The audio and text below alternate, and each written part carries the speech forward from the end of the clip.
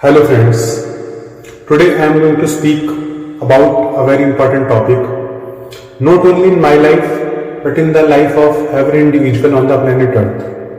दोस्तों, आज जिस टॉपिक के बारे में मैं आपसे बात करने वाला हूँ वो बहुत इंपॉर्टेंट है। मेडिकल प्रोफेशनल्स या तो उस टॉपिक के बारे में बात नहीं करते हैं क्योंकि वो उसके बारे में जानते नहीं है या फिर वो उस टॉपिक को बहुत ज्यादा रिवील नहीं करना चाहते। तो आज जिस टॉपिक के बारे में आपसे बात करने वाला हूं that is known as NLP. NLP को कुछ लोग समझते हैं कि नेचुरल लैंग्वेज प्रोसेसिंग।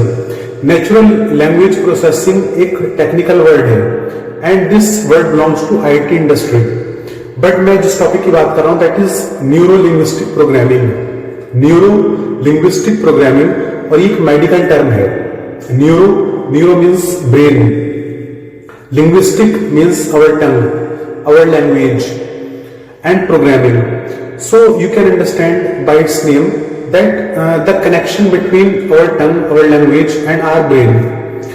तो एक बहुत इंपॉर्टेंट टॉपिक है और अगर इस टॉपिक को आपने समझ लिया तो आप अपनी लाइफ में बहुत कुछ अचीव कर सकते हैं। You can excel in your life. तो सबसे पहले मैं आपको एनएलपी के थोड़ा हिस्ट्री के बारे में बताना चाहूंगा कि ये वर्ड कहां से आया और कैसे ये आज बहुत सारी इंडस्ट्रीज में like education industry, medical industry and health care industry and relationship as well as in sales, हर जगह आज ये वर्ड यूज हो रहा है। तो आज मैं इसके बारे में आपको थोड़ा बताना चाहूंगा। तो approximate 1970 there was psychology student named Richard Bandler और उनके साथ में एक लैंग्वेज के प्रोफेसर थे जॉन ग्रिंडर। तो इनका दोनों का इंटरेस्ट ऑफ एरिया सेम था। तो रिचर्ड बैंडलर जो साइकोलॉजी के स्टूडेंट थे और जॉन ग्रिंडर जो लैंग्वेज प्रोफेसर थे, तो इन दोनों का इंटरेस्ट ऑफ एरिया था कि माइंड कैसे काम करता है, हमारा ब्रेन कैसे काम करता है। तो इन दोनों ने साथ में मिलकर इस प्रोजेक्ट पे साथ में काम किया और उन्होंने कहा कि लेट्स स्टडी माइंड। हम माइंड को स्टडी करते हैं लेकिन इसके टेक्निकल एस्पेक्ट में नहीं जाएंगे, हम सिर्फ इसके फंक्शनल एस्पेक्ट को स्टडी करेंगे। टेक्निकल और फंक्शनल में थोड़ा सा मैं आपको डिफरेंस बता दूं कि जैसे अगर आप कार चलाना सीखना चाहते हैं तो कार का इंजन कैसे काम करता है, किस टेक्नोलॉजी पे इंजन बना है या कार किस टेक्नोलॉजी पे बनी है, ये आपको समझने की जरूरत नहीं है। आप कार चलाना अगर सीख लें तो बहुत आराम से आप किसी भी कार को ड्राइव कर सकते हैं। ऐसे ही अगर आप मोबाइल ऑपरेट कर रहे हैं तो मोबाइल किस टेक्नोलॉजी पे बना है, कितने गीगाहर्ट्ज का उसके अंदर प्रोसेसर है, कितनी रैम है, ये सब आपको जानने की जरूरत नहीं है। आप आराम से उसके फंक्शनल एस्पेक्ट को स्टडी करके आप उसको ऑपरेट कर सकते हैं। तो ऐसे ही हमारा माइंड है।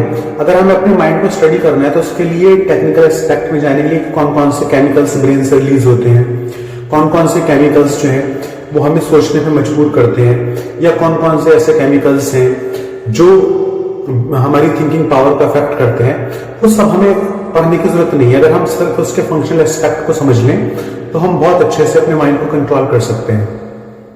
तो जॉन ग्रिंडर और रिचर्ड बैंडलर ने क्या किया कि उनके जो उस टाइम के लीड साइकोलॉजिस्ट थे उनके कंट्री के, like Milton Erickson, Virginia Satir and Fritz Perls, उन्होंने सालों साल उनके केसेस को स्टडी किया। Milton Erickson, Virginia Satir and Fritz Perls उस टाइम के लीड साइकोलॉजिस्ट थे और जब ये पेशेंट्स को काउंसिल करते थे तो Richard Bandler and John grinder बैठ के उनको ऑब्जर्व करते थे। और सालों की स्टडी के बाद, हजारों केसेस को स्टडी करने के बाद रिचर्ड बैंडलर और जॉन ग्रिंडर ने ये पाया कि जो माइंड का काम करने का तरीका है बहुत सिंपल है और कोई भी इंसान उसको सीख सकता है और उससे फायदा उठा सकता है। तो एक्चुअली साइकोलॉजिस्ट करते क्या है, सबसे पहले मैं आपको ये बता दूं कि साइकोलॉजिस्ट क्या करते हैं। तो अगर कोई भी इंसान जो है वो एडिक्शन में है किसी, यानी किसी को किसी नशे की लत है, तो वो साइकोलॉजिस्ट के पास जाता है। या फिर किसी इंसान को बहुत ज्यादा गुस्सा आता है, मूड स्विंग्स होते हैं, तो वो इंसान जो है वो साइकोलॉजिस्ट के पास जाकर उसकी हेल्प ले सकता है। या फिर अगर किसी इंसान की रिलेशनशिप में बहुत ज्यादा प्रॉब्लम है, रिलेशनशिप मैनेजमेंट के लिए वो साइकोलॉजिस्ट के पास जा सकता है। या फिर किसी इंसान के अंदर अगर बहुत ज्यादा कॉन्फिडेंस की कमी है, लैक ऑफ कॉन्फिडेंस है, तो वो साइकोलॉजिस्ट की मदद से अपने कॉन्फिडेंस को बिल्ड कर सकता है। या फिर अगर किसी इंसान को फोबियाज है, किसी चीज से डर लगता है, तो वो इंसान जो है वो किसी साइकोलॉजिस्ट से कंसल्ट करके उसकी मोटिवेशनल काउंसलिंग ले सकता है और अपने फोबियाज को दूर कर सकता है। तो बेसिकली साइकोलॉजिस्ट जो है वो addiction counselling, anger management, relationship counselling and confidence building, phobias removing, इन सब फील्ड्स में काम करते हैं।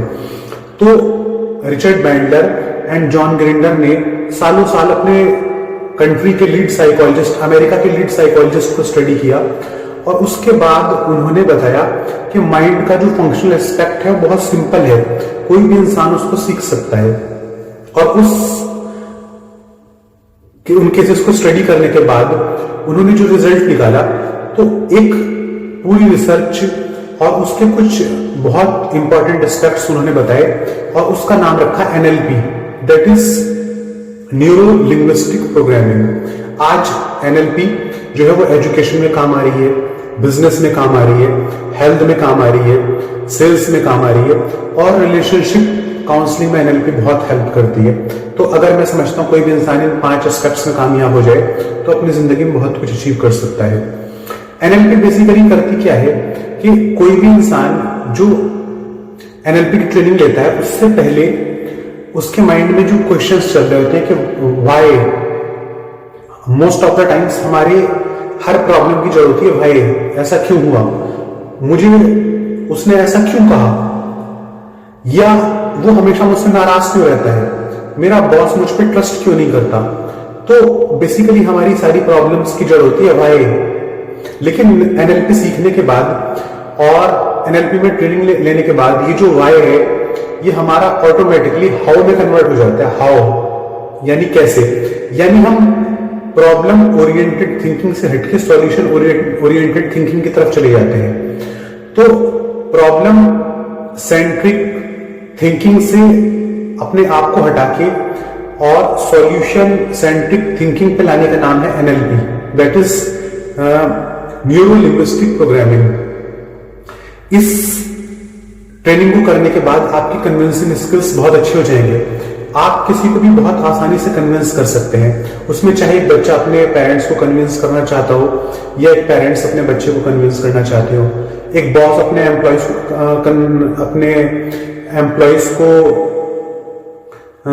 काउंसिल करना चाहता हो या एम्प्लॉयज अपने बॉस को कन्विंस करना चाहते हो, एक वाइफ अपने हस्बैंड को कन्विंस करना चाहती है, एक हस्बैंड अपने वाइफ को कन्विंस करना चाहता हो। NLP हर जगह फायदेमंद साबित होती है। तो दोस्तों मैं आप लोगों से यही कहूंगा कि NLP को ध्यान से पढ़ें और NLP की जितनी ज्यादा हो सकता है आप वर्कशॉप्स अटेंड करें, माइंड पावर के सेमिनार्स अटेंड करें, क्योंकि ये जीवन भर आपके काम आने वाला है। Thank you so much.